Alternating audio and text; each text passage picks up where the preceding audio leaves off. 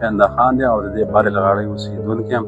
دا د ګولو سلسله چې ده کوم چې افغانستان د طرفه راوړي دا د روژې د 10مې ناشنا کړه او دغسې په ډېر خطر کې خلک وده چا له خوب ورځي او چا له نه ورځي.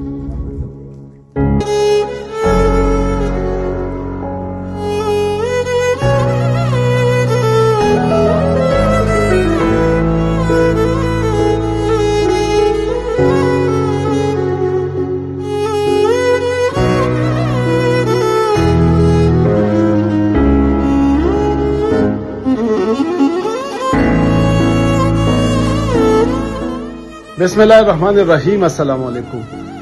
قدرمنو، 13 شپه د باجوړ په ملک شاهین کلی کې د افغانستان لخوا ګوله‌باري وشوه، راکټ حملې وشوې په سول آبادۍ باندې. د دې نه مخکې په 9مه روژه باندې هم دا پیښه مخې ته راغلې وه. بیا وخت په وخت په دغې کې دا حملې جاري وي.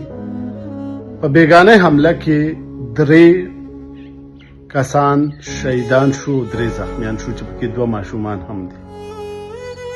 دې ویډیوز کې تاسو کتای شئ چې د عامو خلکو کورونه ړنګ شوي دي، ځناورې پکې مړه دي. دا تاسو ته په دې ویډیو کې ښکاري. تر دې پورې چې قرآن شریف هم پکې شهید شوی پاڼې پاڼې پروت دی. دا تاسو وینئ.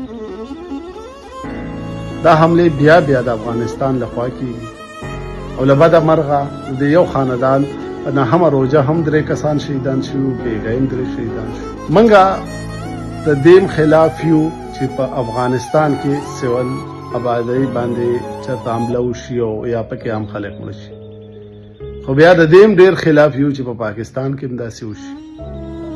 نو که جنگ دی د پاکستان او افغانستان، نو پکار ده چې افغانستان د پاکستان په سیکیورټي فورسز باندې حمله کوي او سول آبادی محفوظ ساتي. خو نه، چونکې سول آبادی یو سافت ټارګټ دی، یو آسان ټارګټ دی، نو په دغه باندې بیا بیا حملې کیږي او عام ولس شهیدان کیږي. بیا دا چغې سورې د افغانستان نم راځي چې زمونږ خلک مړه شو، شهیدان شو. موږ په هغې هم خفه یو.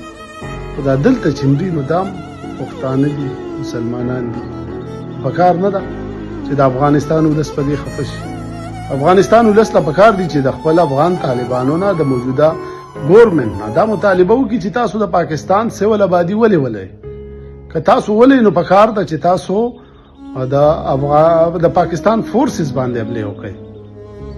تاسو ولې په فورسز حملې نه کوئ او په سول آبادۍ باندې کوئ؟ آیا دا مسلمانان نه دي؟ دا پښتانه نه دي؟ چرته خو د خپل حکومت نه دا تاسو کوي.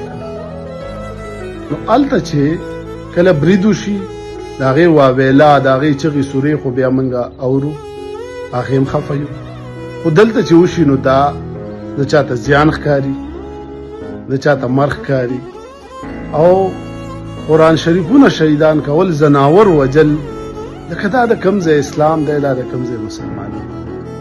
زما په ټول افغان رونو باندې دا غږ دی چې کم سے کم د خپل حکومت نه، د افغان طالبانو نه دا تاسو کوي چې تاسو د پاکستان سول آبادي ولې په نښه کوئ او بیا بیا یې په نښه کوئ.